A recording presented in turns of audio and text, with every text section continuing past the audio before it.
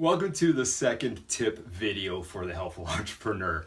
My name is Rick and my channel is all about giving back and helping entrepreneurs grow. Whether or not you're just starting to grow as an entrepreneur now or well, you're a seasoned entrepreneur. So hopefully you find some information here very useful to help you grow. So the first tip video, I spoke about bringing your idea across the startup line and going through a few steps there in regards to hopefully getting things started for you. So I just want to touch base again on the startup process, okay?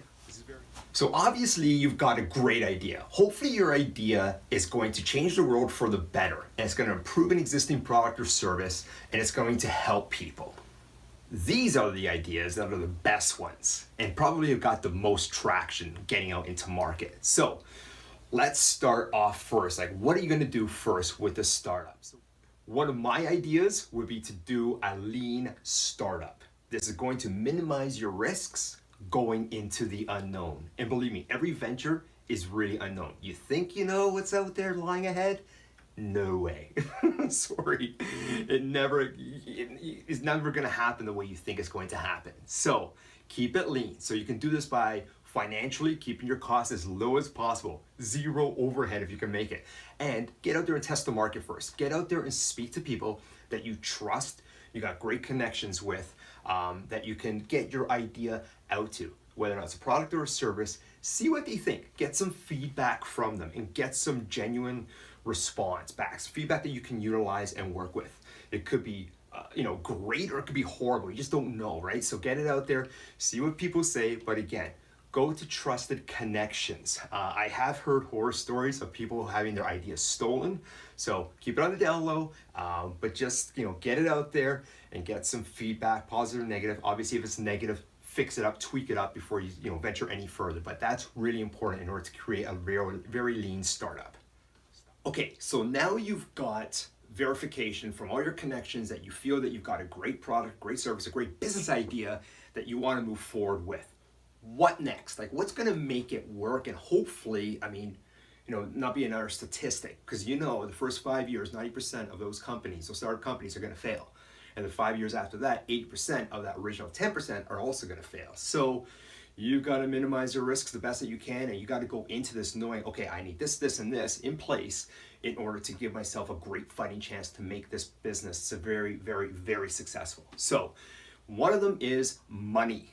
Okay, obviously the more money you've got from either yourself, investors, partners, wherever the case may be, the longer you can stay in the game. Okay, money, money, money. Hate to say it, but it's true. So another one is a great business plan. You need a great business plan to follow. It doesn't need to be very extensive. It doesn't need to be 10, 20, 30, 50 pages, unless you're going to take it to the bank for financing.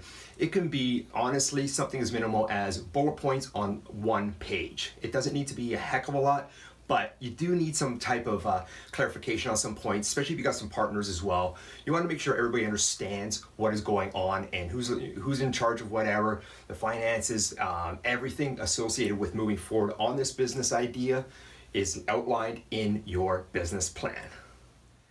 The teamwork makes the dream work. I'm sure you've all heard that before. So the team, everybody, part of it needs to know what their responsibilities are, how they're going to contribute to the growth of this vision, how they're going to help out. Communication is so important when it comes to teamwork as well, big time. You don't want to fall into that pit where you're thinking negative thoughts about your partners. Everybody's got to talk all the time as to what's going on and be open and honest about everything moving forward. Know your strengths, know your weaknesses, by all means, just address them. I mean, if you address them, at least one of your other partners can hopefully pull up the slack and say, look, I'm strong there, so I'll help out your weakness, sort of thing, okay? So yes, if you can talk that way in a partnership, make sure it's not a ship that will sink. You want to float and do well and move on to bigger, brighter seas and whatnot together, okay? So make that team work by communicating and whatnot. So team is so important to have. All the skills that everybody brings to the table, it's so, so, so important. Make sure you have a team that covers most of the areas that you will need to make this startup a success. Make sure that you have the real deal of a team. So these are business partners that have proven themselves before in the past on other ventures and do what they say. This is very important because there is no room for anchors when building a business.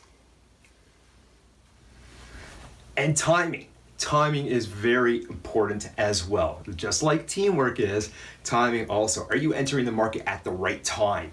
Is it something that people need at this point? Like, timing is very, very crucial.